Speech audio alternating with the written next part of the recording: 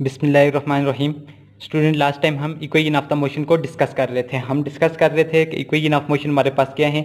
हमने कहा था the calculation and relationship among initial velocity, final velocity, displacement, acceleration are known as equation of motion. हमने कहा था कि हमारे पास ऐसी कैलकुलेशन, ऐसे रिलेशनशिप जो किस किस के दरमियान हो, अमंग इनिशियल वेलोसिटी, इब्तदाई वेलोसिटी बॉडी की, फाइनल वेलोसिटी के दरमियान, डिस्प्लेसमेंट के दरमियान, एक्सेलरेशन और टाइम के दरमियान हो, उनको क्या कहते हैं, are known as equation of motion. यानी actually initial velocity, final velocity, acceleration, time, displacement जो है ये हमारे पास मोशन ऑफ द पैरामीटर हैं। इन मोशन ऑफ द पैरामीटर के दरमियान ऐसी जो कैलकुलेशन या रिलेशनशिप जो होते हैं उनको हम motion of the equation of the motion का नाम देते हैं। फिर हमने कहा था कि there are 3 type of equation of motion के हमारे पास मोशन के 3 टाइप्स आ जाती हैं। 3 इक्वेशन ऑफ मोशन हैं, Vf is equal to V I plus A T और S is equal to V I T plus half A T square, और सी हमारे पास थर्ड टाइप्स आ जाती है 2s is equal to V F square minus V I square आ जाता है। अब देखें तो फर्स्ट इक्वेशन में हमारे पास in first equation S absent यानी डिस्प्लेसमेंट एग्जिस्ट नहीं करता।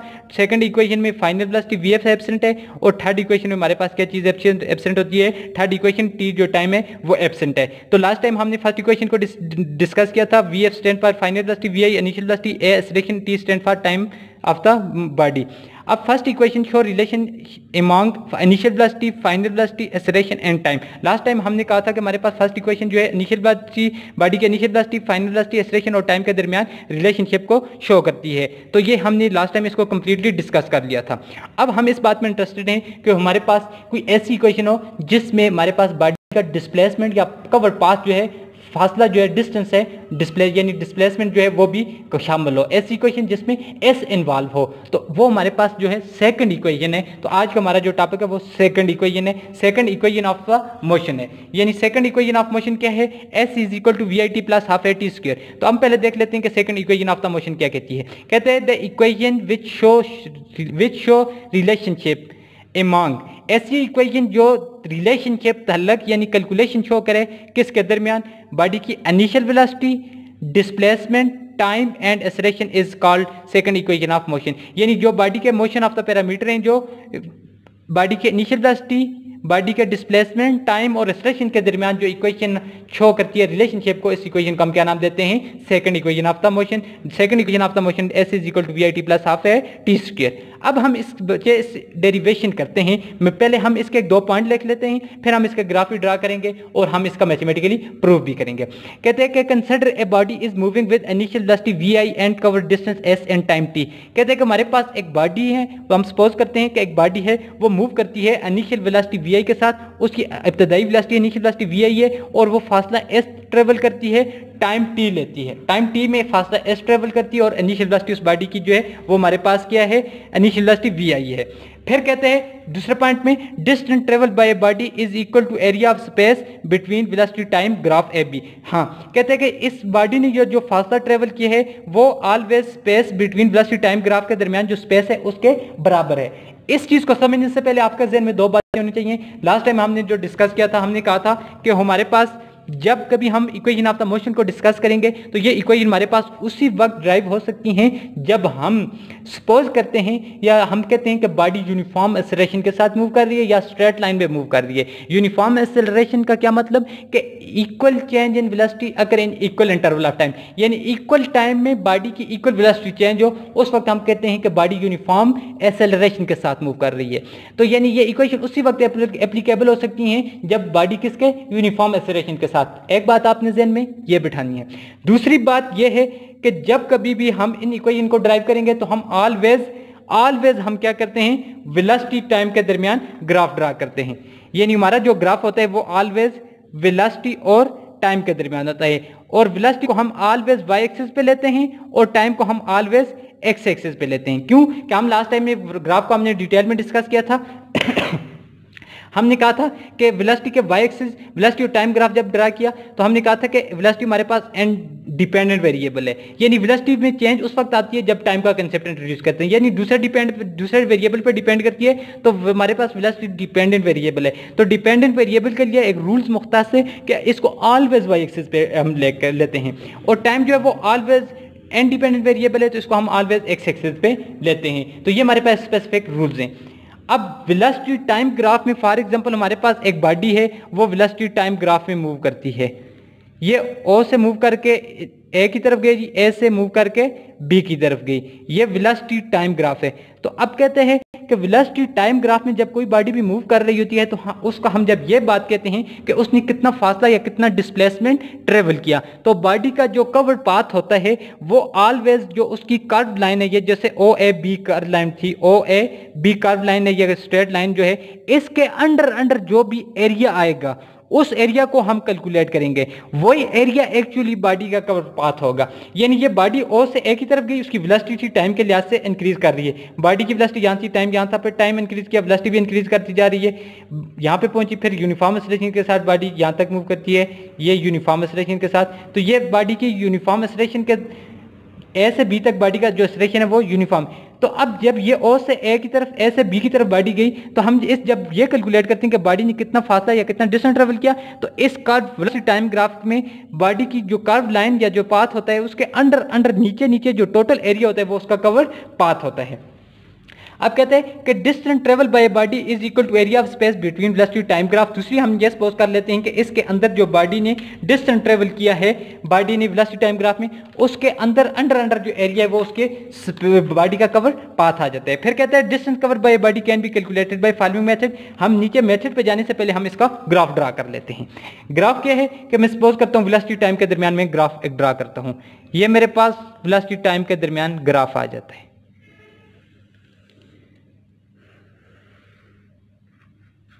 ये मेरे पास एक्स एक्सिस, ये मेरे पास वाई एक्सिस आ जाते हैं।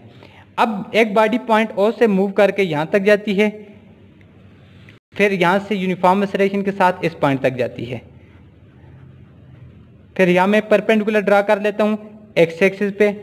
अब एक्स एक्सिस पे परपेंडिकुलर ड्रा किया, ये मेरे पास इस तरह से भी लाइन आ जाती है। मैं एक्सप्लेन करता हूँ। अब बॉडी पॉइंट एच ओ पे थी, ओ से मूव करके इनिशियल वेलोसिटी वी आई के साथ पॉइंट ए पे चली जाती है। यानी विद द पैसेज जो टाइम गुजर रहा है, टाइम इस साइड पे ले लिया हमने और वेलोसिटी हमने इस साइड पे ले ली। अब जो टाइम इंक्रीज कर रहा है, वेलोसिटी इंक्रीज कर रही है। इब्तदाई वेलोसिटी, इनिशियल वेलोसिटी जो बॉडी की थी वी आई थी, ओ से ए की तरफ बॉडी गई, ए से मूव करके बी की तरफ चली जाती है यूनिफॉर्म एक्सेलरेशन के साथ। तो ये इक्वल टाइम में इक्वल वेलोसिटी, इस तरह से यूनिफॉर्म वेलोसिटी मूव करती हुई बॉडी ए से बी की तरफ जाती है। बी पॉइंट है, ये पॉइंट सी आ जाते हैं और इसको मैं डी का नाम दे देता हूँ। अब ये मेरे पास ग्राफ आ जाते हैं। फिर कहते हैं कि हम ये बॉडी हमने सपोज किया कि बॉडी थी जिसकी इब्तदाई वेलोसिटी वी आई थी, वो ए से मूव करके, ओ से मूव करके ए की तरफ गई है और वेलोसिटी टाइम के दरमियान हम उसका ग्राफ ड्रा कर लेते हैं। अब हम कहते हैं कि डिस्टेंस जो कैलकुलेट करते हैं, distance cover by body can be calculated by following method. कि हम इस बात में इंटरेस्टेड है कि इसने कितना डिस्टेंस ट्रेवल किया, तो उसको डिस्टेंस कैलकुलेट करने के लिए हम क्या करते हैं, नीचे कहते हैं कि मेथड जो है वो फॉलो करते हैं। मेथड क्या है, कहते हैं कि distance cover by body is equal to area of figure O A B C. अब देखें, हमने कहा था कि वेलोसिटी टाइम ग्राफ में जब भी बॉडी मूव करती है तो कर्व पाथ या जो कर्व लाइन होती है, जो उसका कवर पाथ होता है, वो कर्व लाइन से नीचे जो टोटल एरिया होता है वही उसका कवर पाथ होता है। तो अब कहते हैं कि इस केस में अगर हम ये चाहते हैं कि बॉडी ने कितना डिस्टेंस ट्रेवल किया, तो ये जो कर्व लाइन है ओ ए बी, इसके under O A B C के इस फिगर के अंदर ओ A B C, O A B C ये एक फिगर बनती है, ये एक फिगर बनती है। इस फिगर के अंडर जो एरिया है, इसका जो एरिया है वो बॉडी का कवर पाथ या कवर डिस्टेंस या डिस्प्लेसमेंट बॉडी का कहलाएगा। तो उसको हम कैलकुलेट करते हैं कि अब हम उसको मैथमेटिकली कैलकुलेट करते हैं कि वो हमारे पास कैसे आता है।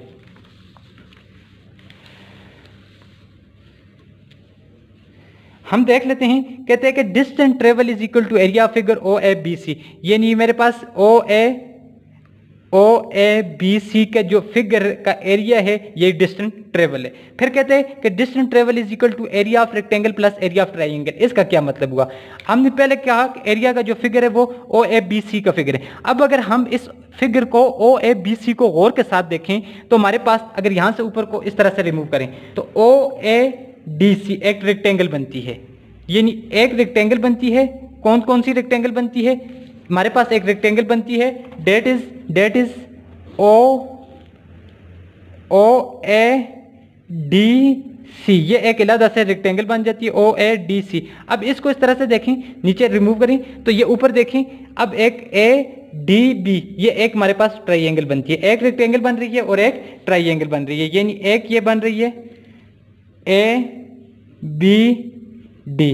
रेक्टेंगल का हमने कहा था कि हमारे पास 4 साइडेड हमारे पास क्लोज शेप होती है जिसकी आमने सामने की साइड यानी अपोजिट साइड एक दूसरे के वो इक्विवेलेंट लेंथ होती है, और ट्राइंगल की हमारे पास 3 साइड होती हैं, 3 साइड होती हैं ट्राइंगल की। तो अब ये हमारे पास फिगर ओ ए बी सी जो बनी थी, इसमें हमारे पास जो एरिया आता है वो area of the rectangle, 2 figure बन जाती हैं, एक एरिया ऑफ रेक्टेंगल और एरिया ऑफ ट्राइंगल। हमारा काम जो है ओ ए बी सी का एरिया फाइंड करना है। उसके लिए हमारे पास फिगर के अंदर इस फिगर के अंदर हमारे पास एक एरिया ऑफ रेक्टेंगल है और एक ट्राइंगल है। इन दोनों का एरिया कैलकुलेट करेंगे तो हमारे पास area of O A B C figure का कैलकुलेट हो जाएगा और यही हमारे पास बॉडी का कवर्ड पाथ होगा। अब कहते हैं कि हमारे पास distance travel is equal to, distance travel को मैं सिंपली अगर लिखूं तो मैं यहां पे लिख सकता हूं distance travel is equal to S, कि बॉडी ने कोई जो फासला डिस्टेंस ट्रेवल किया डेट इज एस है, हमारे पास कुछ वैल्यूज की एस है। अब एरिया ऑफ रेक्टेंगल, ये मेरे पास जो नीचे ओ ए डी सी रेक्टेंगल बनी थी, एरिया ऑफ रेक्टेंगल को मैं लिखने के बजाय इससे डायग्राम से, ये डायग्राम रेक्टेंगल को शो करती है। रेक्टेंगल कौन कौन सी रेक्टेंगल बनी थी, O A D C, O A D C plus area of किसका एरिया, ट्राइंगल का, A B D, A B D, it is called equation number A. इसको मैं इक्वेशन नंबर ए का नाम दे देता हूं। हमारा पर्पस ये है बॉडी का कवर्ड पाथ है कैलकुलेट करना है। Covered path velocity time graph में ऑलवेज कर्व बॉडी की जो लाइन होती है उसके नीचे नीचे जो एरिया होता है तो वो बॉडी का कवर्ड पाथ होता है वेलोसिटी टाइम ग्राफ में। तो अब इस केस में बॉडी का फिगर जो डिस्टेंस होगा वो ओ ए बी सी फिगर का जो एरिया होगा वो हमारे पास बॉडी का कवर्ड पाथ है। अब ओ ए बी सी जो फिगर का डिस्टेंस है उसमें हम कल देखते हैं तो फिगर के अंदर 2 मजीद फिगर आ जाती हैं, एक रेक्टेंगल और एक ट्राइंगल। तो अब हम एरिया ऑफ रेक्टेंगल अलग फाइंड करेंगे, एरिया ऑफ ट्राइंगल का अलग फाइंड करेंगे, फिर इन दोनों को सम करेंगे, ये area of O A B C figure आ जाएगा और यही हमारे पास एक्चुअली बॉडी का कवर्ड पाथ या डिस्टेंस कहलाएगा। अब हम क्या कहते हैं, अब हमारे लिए पहले क्या है कि एरिया ऑफ रेक्टेंगल कैलकुलेट करना है, फिर एरिया ऑफ ट्राइंगल, सिंपल इनको उठा के रिपोर्ट करने हैं तो हमारे पास बॉडी का कवर्ड पाथ आ जाएगा। अब area of triangle sorry rectangle, rectangle O A D C, O A D C का हम रेक्टेंगल का एरिया फाइंड आउट करते हैं। अब ये जो एरिया रेक्टेंगल का फाइंड करते हैं, जैसे ओ ए डी सी रेक्टेंगल कोई भी हो, 4 साइड शेप बॉडी हो, उसके अपोजिट आमने सामने की साइड यानी अपोजिट साइड जो इक्विवेलेंट लेंथ होती हैं, तो ये मेरे पास फॉर एग्जांपल इसकी विड्थ आ जाती है, चौड़ाई आ जाती है, ये लेंथ आ जाती है, लंबाई। तो एरिया ऑफ रेक्टेंगल ऑलवेज हम कैलकुलेट करते हैं, area of rectangle is equal to length multiply by width आ जाती है, length multiply by width that is equal to area of rectangle. तो अब इसका हम एरिया कैलकुलेट करने के लिए क्या करते हैं, एरिया कैलकुलेट करने के लिए हम लिखते हैं कि एरिया ऑफ रेक्टेंगल किसके बराबर आ जाएगा, area of rectangle that is equal to यानी ट्राइंगल का एरिया हमारे पास क्या आ जाएगा, ओ ए डी सी किसके बराबर आ जाएगा, that is equal to length, length क्या बनती है इसकी, ओ सी, लेंथ क्या है O C multiply by width क्या बनती है, O A multiply by O A, it is called equation number 1। ये हमारे पास एरिया ऑफ ट्राइंगल आ गया, रेक्टेंगल आ गया। अब एरिया ऑफ ट्राइंगल क्या है, एरिया ऑफ, अब नेक्स्ट है हमारे पास कि एरिया ऑफ रेक्टेंगल, मैं रेक्टेंगल को उसकी डायग्राम से शो करता हूं। ट्राइंगल का कौन सा एरिया, A D B, triangle A B D आ जाती है। अब देखें, अब यहां पे इस बात को समझना है, देखें अगर मैं यहां पे ड्रा करूं तो ये लाइन अगर मैं इस तरह से ड्रा करूं, इस पॉइंट को ई का नाम दे दूं, तो मेरे पास ये ए बी डी अगर एक मेरे पास क्या बन रही है, ए बी डी जो है ये तो ट्राइंगल बन रही है, लेकिन इसको होल को मैं इस तरह से अगर देखूं ए ई बी डी तो पूरे को देखूं ट्राइंगल, तो ये मेरे पास एक ट्राइंगल बन रही है तो ये भी मेरे पास एक्चुअली एक क्या बन रही है, ट्राइंगल बन रही है। यानी अगर ऊपर वाली को देखें तो मसला क्या है, हमें ट्राइंगल ए बी डी का हमें ट्राइंगल का फाइंड आउट करना था एरिया, लेकिन ट्राइंगल का थोड़ा सा एरिया फाइंड आउट करना मुश्किल है, तो हम उसके लिए रेक्टेंगल को यहाँ पे कंसिडर कर लेते हैं। ए बी डी ई का हमारे पास ये ए ई बी डी आ जाती है। तो अब इसमें जब कभी भी याद रखें कि ट्राइंगल आपको गिवन हो, उसको आप डिवाइड करें तो वो 2 बराबर किस में बन जाती है, रेक्टेंगल में बन जाती हैं। दो रेक्टेंगल मिलकर एक ट्राइंगल बनती हैं। तो जब कभी आप ट्राइंगल का एरिया कैलकुलेट करते हैं तो उसका हाफ करें तो आपके पास एक रेक्टेंगल का एरिया आ जाएगा। तो हम पहले AEBD ट्राइंगल का एरिया कैलकुलेट करेंगे, फिर उसका हाफ करेंगे तो ये पर हमारे पास हाफ जो इस साइड पे ट्राइंगल बनती है, एक ये बनती है, एक ये बनती है, तो हाफ हमारे पास इसका एरिया आ जाएगा। तो हम ABD का एरिया कैलकुलेट करने के लिए क्या करते हैं, एरिया ऑफ ट्राइंगल, कौन सी ट्राइंगल, ट्राइंगल ABD, ये किसके बराबर है, हाफ कर जाता है, किसका हाफ हो जाता है, हाफ ऑफ ट्राइंगल का, हाफ ऑफ एरिया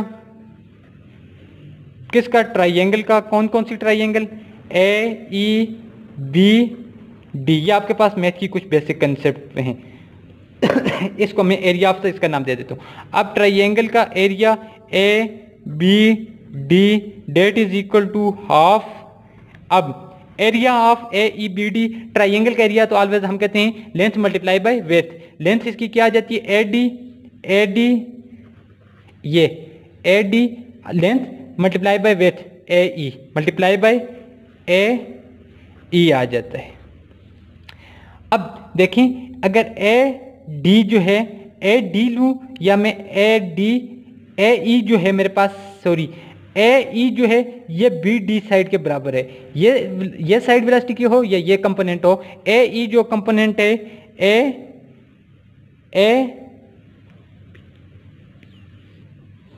अब AE जो है इसको मैं लिख सकता हूं BD।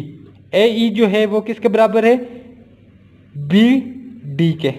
अब इसको उठा के पुट करता हूं, ट्राइंगल का area ABD that is equal to half किसका आ जाएगा, AD मल्टीप्लाई बाय AE की जगह मैं क्या लिख सकता हूं, BD लिख सकता हूं। It is called equation number 2। यानी AD साइड, यानी AE साइड जो है ये BD साइड के बराबर आ जाती है। It is called equation number 2। Equation 2 भी हमारे पास आ गई, किसका, एरिया ऑफ द ट्राइंगल, और इक्वेशन 1 आ जाती है एरिया ऑफ रेक्टेंगल आ जाती है। अब इन दोनों को पुट करता हूं, मैं पुट करता हूं इक्वेशन 1 एंड 2 को ए के अंदर पुट करता हूं तो S is equal to body का cover distance, area of triangle क्या है, OADC किसके बराबर है, OC multiply by OA, OC multiply by OA plus area of ABD, area of triangle ABD किसके बराबर है, half into AD multiply by BD आ जाता है। It is called equation number 3 आ जाता है। ये मेरे पास इक्वेशन नंबर 3 आ जाती है। अब देखें OC, इस फिगर में आप देखें गौर के साथ, OC जो है O से लेकर C पे हमने क्या लिया हुआ है, टाइम। OC किसके बराबर है, टाइम के बराबर है।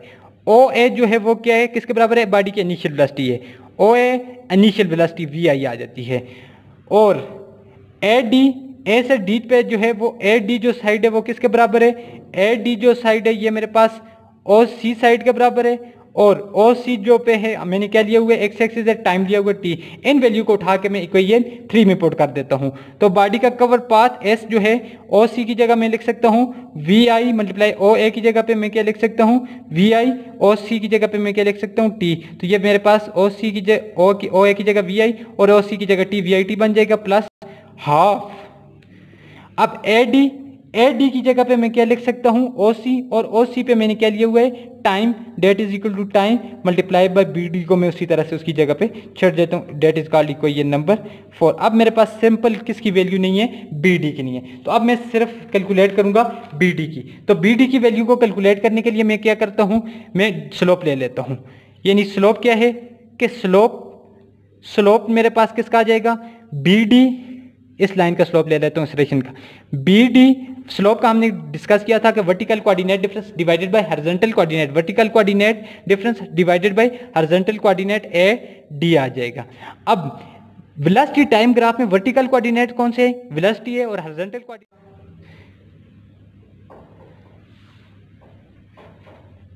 वेलोसिटी अपॉन टाइम जो है ये मेरे पास एक्सेलरेशन आ जाएगा। Acceleration is equal to BD divided by AD। तो BD मेरे पास जो है वो क्या है, BD उसी तरह से रहेगा डिवाइडेड बाय ए डी रहेगा, B D divided by A D रहेगा। तो बी डी को उसी तरह से छोड़ते हैं, B D is equal to A multiply by A D आ जाएगा। B D is equal to A अपनी जगह पे मल्टीप्लाई बाई, अब ए डी जो है वो ओ सी के बराबर है और ओ सी पे मेरे पास क्या है, टाइम है, तो बी डी की वैल्यू मेरे पास आ जाएगी ए मल्टीप्लाई बाई टी। तो ये it is called equation number 5। इस इक्वेशन 5 को मैं उठा के पुट करता हूँ 4 में, तो इस इक्वेशन 5 को बी डी की वैल्यू मेरे पास अब आ जाएगी S is equal to V I T plus half T अपनी जगह पे रहेगा मल्टीप्लाई बाय बी डी की जगह पे कौन सी वैल्यू है, A T, that is called equation number 6। अब S is equal to V I T plus half A T multiply by T, T square. ये मेरे पास सेकंड इक्वेशन प्रूव हो जाती है with the help of graphical method, जिसमें S stand for displacement, V I initial velocity, T time, और जो मेरे पास ए टी है T stand time, A acceleration, और वी आई इनिशियल और एस बॉडी का कवर डिस्टेंस या डिस्प्लेसमेंट आ जाता है। तो हमने डिस्कस कर लिया कि हमारे पास सेकंड इक्वेशन ऑफ मोशन जो है वो बॉडी के cover path, initial velocity, time और एक्सेलरेशन के दरमियान रिलेशनशिप को शो करता है। तो आपने इस तरह से कैलकुलेट करना है, एक न्यूमेरिकल कैलकुलेट करने है कि एक बॉडी है जो मूव कर रही है विद इनिशियल वेलोसिटी जो है उसकी वो मेरे पास 8 मीटर पर सेकंड है, और टाइम जो है वो 2 सेकंड में बॉडी के अंदर जो एक्सेलरेशन प्रोड्यूस होता है वो मेरे पास कितना है, 14 मीटर पर सेकंड स्क्वायर प्रोड्यूस होता है 2 सेकंड में। तो कैलकुलेट आपने ये करना है कि आपने ये कैलकुलेट करना है कि आप ये कैलकुलेट करें कि बॉडी कितना फासला डिस्टेंस ट्रेवल करेगी, यानी बॉडी का कवर पाथ जो है वो कितना होगा। आपने सेकंड इक्वेशन जो अभी पढ़ी है इसको यूज़ करते हुए आपने उसका बॉडी का डिस्टेंस या डिस्प्लेसमेंट जो है वो कैलकुलेट करना है।